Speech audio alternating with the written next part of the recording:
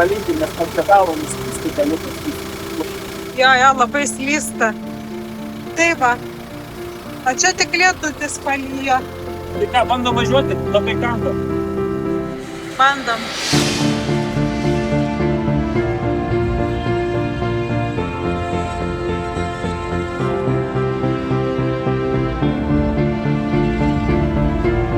Kelionė istorinės Prūsijos keliais Šiaurės Lenkijoje, Varmijos Mozūrijos regione prasidėjo nuotykingai. Aplankę keletą įdomių istorinių vietų, permirkę lietuje, išsidžiovinę saulėje ir išsikapanoję iš kaimo keliukų dumblynės, pasiekėme Perlus, kaimą kažkada vadintą Perlsvalde.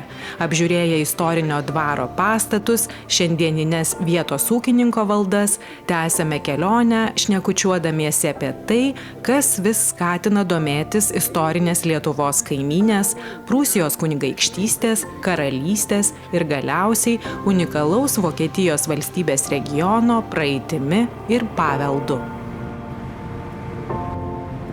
Žygimantai, kada kilo susidomėjimas Prūsija, Prūsijos istorija? Nežinau, turbūt nuo pat vaikystės, nes aš kažkaip nuo pat mažens mėgau vartyti tas knygas įvairias pas senelius bute Vilniui. Ir man atrodo, nuo tada kažkoks atsirado susidomėjimas, kai kažką pirmą turbūt per knygas aptikau apie tą regioną, o didžiausia turbūt įspūdį padarė, kada pasirodė, kuriuo metu tie pirmieji albumai su fotografijom, bet tada jau tapo kažkokiu visiškai neįtikėtinu man regionu. Dar kada pasirodė ten ir tos mažosios Lietuvos enciklopedijos, tai aš dar mokyklai būdamas vartydavau jas. Ir dar būdamas paaugliu Kaliningrado srity kažkaip susižymėjau vietas, kas būtų tikrai įdomu aplankyti. Galiausiai kažkaip pavyko nuvykti tą teritoriją, bet man visą laiką ta Prūsija tokia kažkoks susiformavo. Aš pats kaip augau, gal ir kaip ir tyrėjas, kaip istorikas. Istoriku gal aš savęs nevadinu, bet vis tiek tokių tyrinėtojų ir to pačiu ta Prūsija kažkaip šalia visada būdavo, nors gal nebuvo tyrimo objektų. Toks kaip tapo hobis, bet visą laiką vis tiek, kai važiuoju į tą regioną, kažkoks tampa, kažkoks apima net specifinis jausmas. Tarsi čia, aš čia esu, kažkas labai artimo, kažkas pažįstamo ir tuo pačiu kiekvieną kartą labai stebinantis iš tikrųjų tas regionas ir aš čia kažkaip labai dažnai vis atsiduriame. Tai tos kelionės yra nuolatinės ir anksčiau, kaip suprantu, ne vieną kartą ir Kaliningrado srity teko lankytis. Taip. Pačios kelionės tai prasidėjo jau gana senai, jau prieš turbūt 15 metų, tai šitoj Lenkijos daly jau teko tikrai lankytis, net ir tranzavom, turbūt mes su kursioku iš tos lietuviškos perspektyvos, tai per Klaipėdos kraštą teko regioną kažkiek pažinti, ir galiausiai kol su Raimondu susipažinau, tai čia jau aš nežinau prieš kiek metų. Du entuziastai Prūsijos. Jo, tai mes ten susitikom prie Žukų bažnyčią, žiūriu, Raimondas ten pasakoja, ką jūs nežinot, kur yra Prūsijos siena? Aš nebuvau, aš čia ne vietinis, važiuojam parodysim. Nuvežė. Galiausiai kažkaip taip ir sutarėm, važiuojam po tą sritį, tadagi buvo dar galimybės. Bandžiau suskaičiuoti, kiek vietų mes aplankėm, tai apie 150 taškų. Tai faktiškai beveik visą sritį išvažinėjom. Teko pasivažinėti ir po poligonus, ir po buvusius poligonus, ir po vietas, kur iš vis nušluoti yra kaimai, nelikę nei bažnytkaimiai, kur nieko nelikė, nei pėdsako, nei vienos gyvenvietės. Kai kurias bažnyčias tvartais paverstos, tai irgi kažkaip matėm. Vaizdas labai specifinis.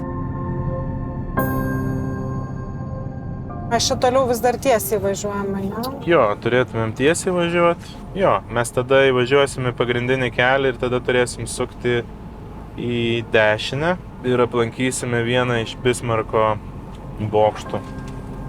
Vieno aukščiausių vietų irgi čia regione.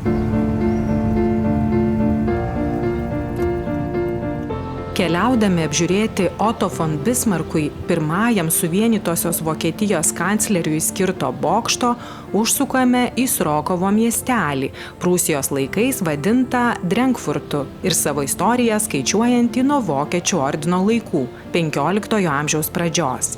Čia išlikęs prūsiškasis paveldas, gotikinė Šventojo kryžiaus liuteronų bažnyčia, dabar Romos katalikų maldos namai ir įspūdinga baroko architektūros rotušė. Tam, kur tas miškas ten yra. Anksčiau čia miško nebuvo. Tai kalvos tas bokštas ir stovėjo. Aha, čia jaunas tas miškas, matos.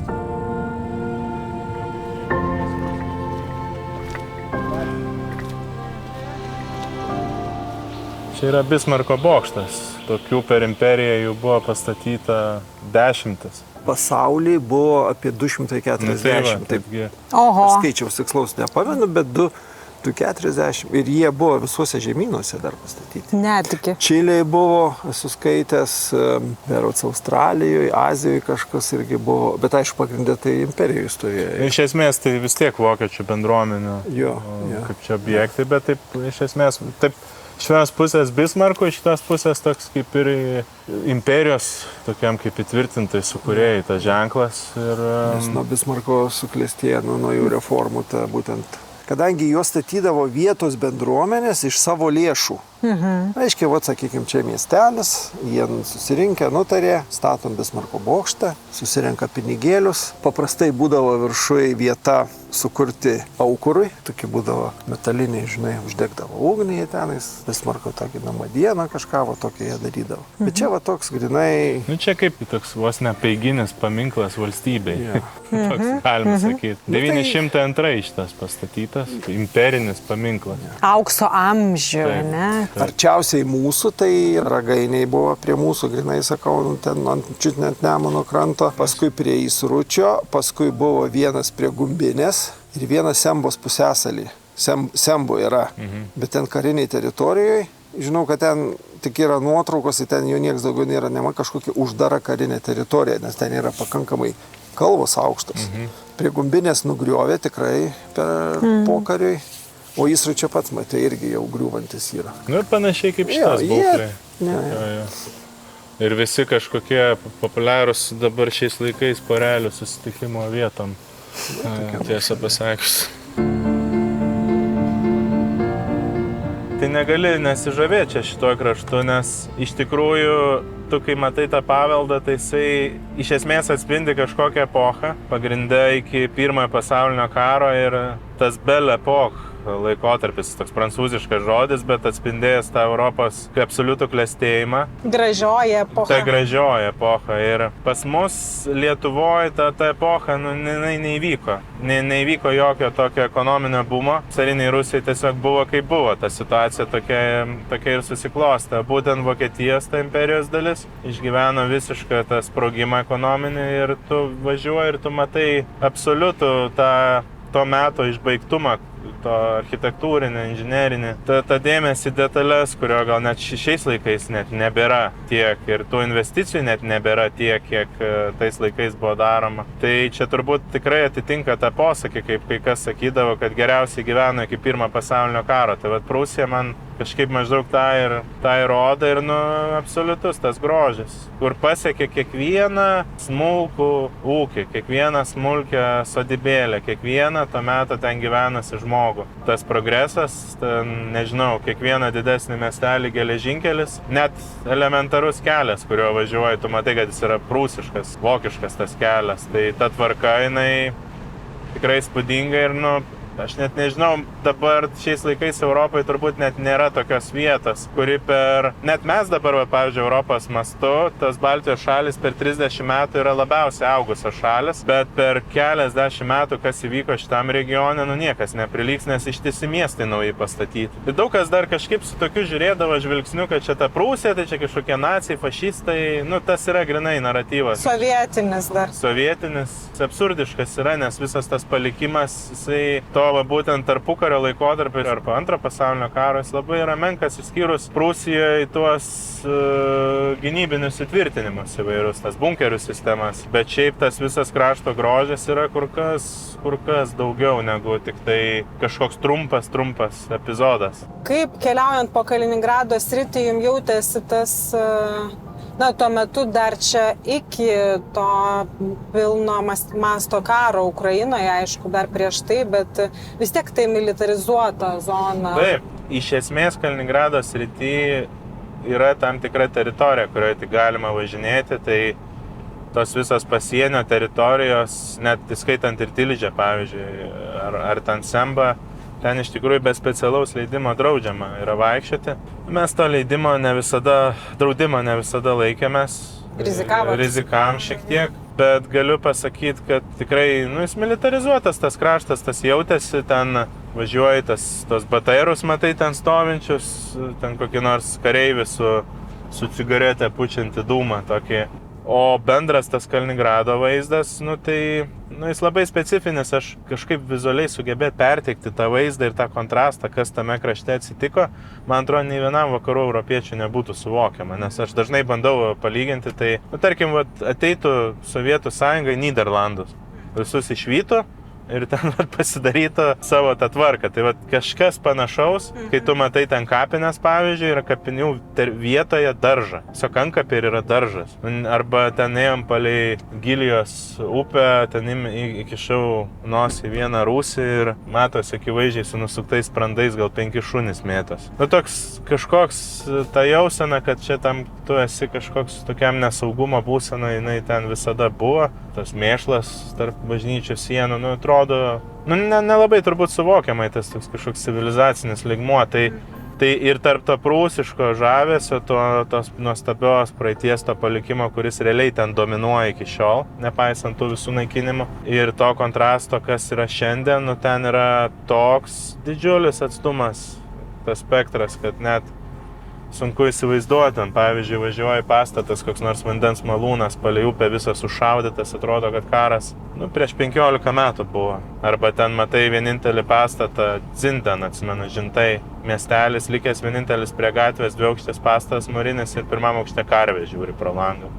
Tai kaip ten buvom prie Balgos pilies, maudėmės Aismarėse, tai tu maudais ir tu žinai, kad tos Aismarėse yra paskendę ištisos vilkstinės žmonių ledu besitraukusios 45 metais. Tai toks kažkoks visada yra toks tam tikro kažkokio kraupumo momentas visame kame.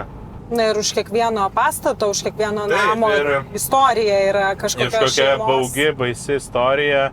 Žinant tai, kas dar vyko per jau Raudonąją armiją einant, tai visiškai negali būti garantuotas, kad ten patiltės, nežinau, miestelių kokios nors ten užkampiai nėra užkasti tiesiog. Nėra užkastų tiesiog žmonių, tų vietinių palaikų ir panašiai. Tai kažkaip tuo pačiu, kai tą matai, tą mastai, permastai, tai lygiai taip pat mastai ir apie dabartį, kas vyksta su to karu Ukrainoje ir kad aš tiesą pasakius neabejoju, kad jeigu rusai vėl eitų pas mus, jie elgtųsi kaip Rytprūsiuose tada. Nes tai yra tam tikras ideologinis nuteikimas tų karių einančių ir tas tikrai buvo labai sistemingai daroma.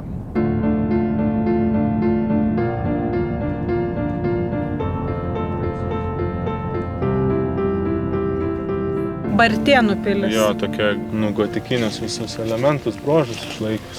Bet čia yra kaip... Čia 14 amžiaus pabaigos, toks 15 amžiaus. Iki Žalgirinė dar. Ir ta tipinė ordino pilis, konvento tipo su vidiniu kiemu. Tai tikrai toks... Kurio mes negalim pamatyti iš tikrųjų. Ten yra per vieną plyšį, matėm tokį brūzginėlį. Bet įdomiausia, kad jo, pardavinėjo šitą pilį. Tai nežinau, ar kas nusipirko, bet jinai privačiose rankos. Labai tas įvažiavimas įspūdingas čia su tais ąžuolais. Čia išjoja raiteliai kažkur. Kas žino, gal prisikels ta pilis, stogą turi. Čia vis tiek būdavo ordino pilis, tai dažnai būdavo ir refektoriumas vadinamasis, ir koplyčia. Ir kitos patalpos. Tai čia, įsivaizduoju, kur tie langai yra, tai čia kažkokios salės turi. Tai ten ir buvo, tos didžiosios erdvės. Reprezentacijos. Įspūdingi tūriai. Neįtikėtina tais laikais. Tokio laikmečio, ne? Taip, sumūryk. Čia neįtikėtinas kiekis plytų. Iš kur jos čia atkeliavo? Dekti reiškia čia vietoje kažkur tai plytinės, nes čia gal milijonas plytų. Sunku pasakyti. Eilinė iš esmės vis tiek pilis. Tai lyginant su Lietuvos didžiosios kunigaikštystės jau nebent ten net ir tai sunkiai sulyginsi su tais Tai esminiais nebent centrais. Ukrainoje, kur tos Ne, nu, didžiosios- buvo Mūrinės ir Gardinė, ir Vilniaus ta aukštutinė, nu, bet tai čia mes kalbam apie tos to meto, nu, didmešius. Taip, o čia... Čia yra, nu, bet tas miestas, aišku, irgi turėjo savo bruožus ir jau formuotas kaip, nu, tam tikrus tas standartus atitinkantis, nu, kažkokią gyvenvietę, bet kokiu atveju, taip vis tiek galim pasakyti eilinis tas to meto miestas. Čia buvo toliau skaityk ir Gerduvoj, man atrodo, ne, paskui Prūsišė Įlau pilis buvo, čia jų... Tai jų tinklas yra nemažas. pradėtas vystyti realiai dienos kelio atstumu. Taip. Kad tu pereitum iš vienos į kitą per dienos kelią. Tai čia, aišku, pirmas buvo tas momentas dėl įsitvirtinimo, Taip.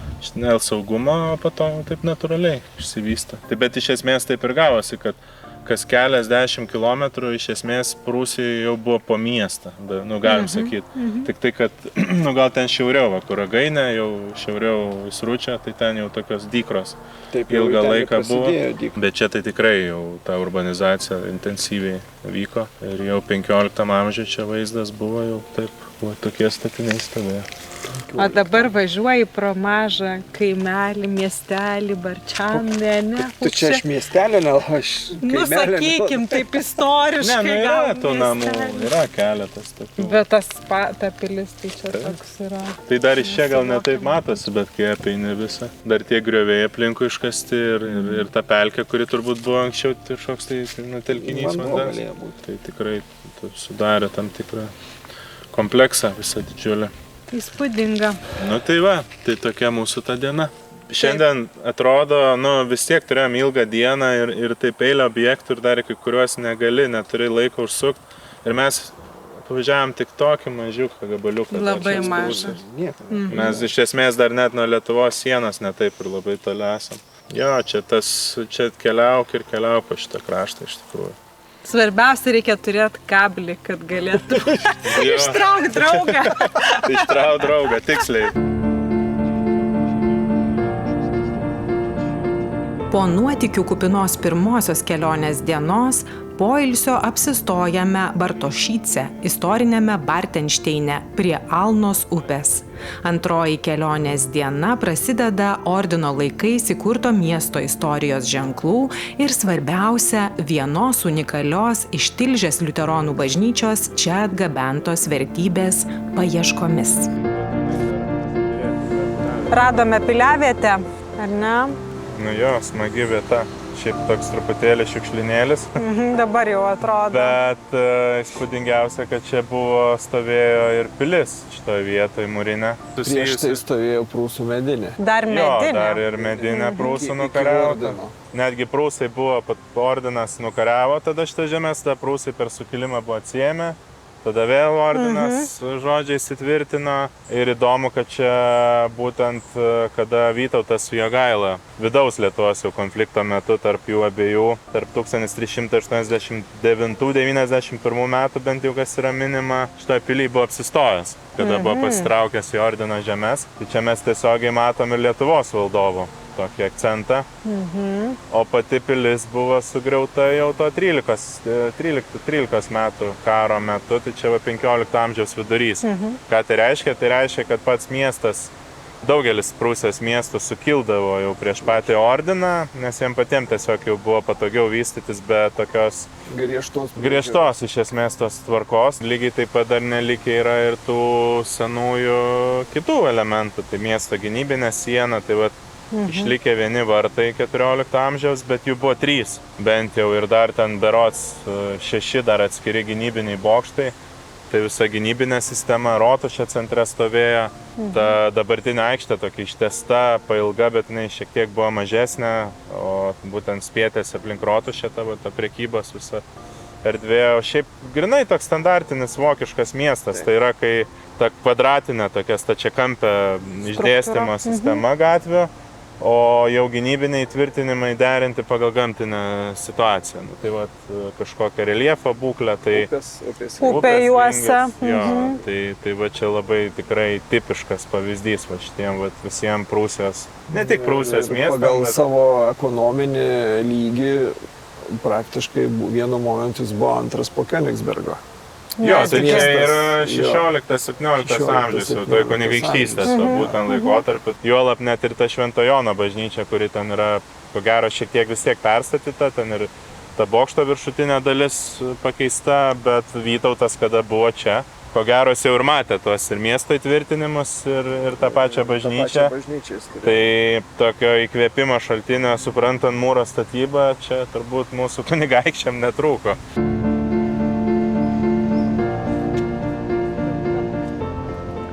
Mes važiuojant per šitą teritoriją matom jau, kad kiekvienam kaime stovi po parapinę gotikinę bažnyčią, akivaizdžiai matosi, kad jau... Čia kas 10 km. Jo, kad jau 14-15 amžiuje jau visiškai įsisavinta ordino teritorija buvo. O čia esam prie būtent šito miesto Švento Jono bažnyčios, tai viduje yra mum irgi kičio mūsų regionai, arčiau Lietuvos svarbių išlikusių tokių akcentų, artefaktų, tai būtent šiaip rašo, kad yra 2 klausyklos išlikusios, bet čia yra viena 17 amžiaus pradžios ir pats didysis altorius. Altorius buvo evakuotas iš Tilzės bažnyčios, išvežtas. 44. 44, gal kažkur tai 45 Kartu pradžioj. su tom pačiom Kartom su tom klausyklom. Ir reiškia, jisai dakeliavo iki šito miesto.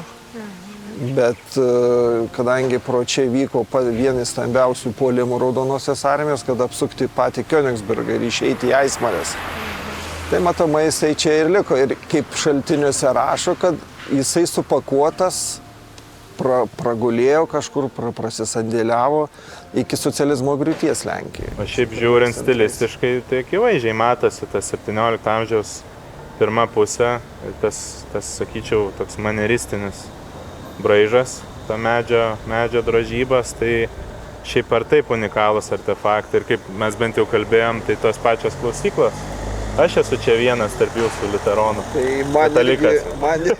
man irgi buvo, aš pirmą kartą pamačiau tokį dalyką ir va, kaip su Rita įsikalbėjom, kad iš tikrųjų liuteronų bažnyčiose kažkada iš tikrųjų tas dalykas egzistavo. Taip, asmeninė išpažintis buvo vykdoma. Taip. Šitie dalykai egzistavo, tik jie paskui jau pasikeitė visą politiką bažnyčioje. 19-20 amžiaus bažnyčiose, jau kuriuos mes dažniausiai matome, jau nebėra tų klausyklų.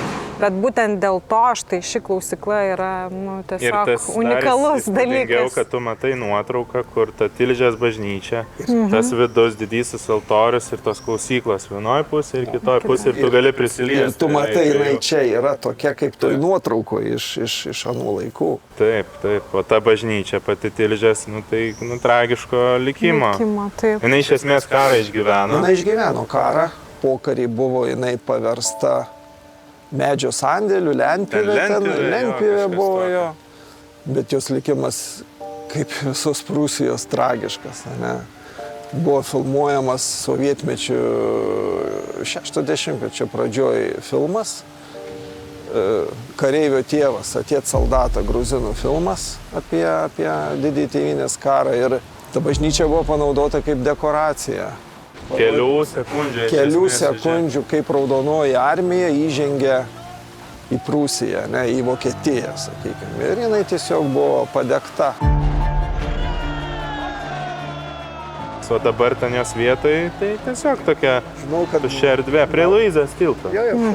Gaila, kad dabar nei panoramai miesto Tilžės nebėra, nei tos ordino bažnyčios, nei lietuvininkų bažnyčios, nei tos Rotušės bokšto, kurie iš esmės karą buvo išgyvenę pastatai.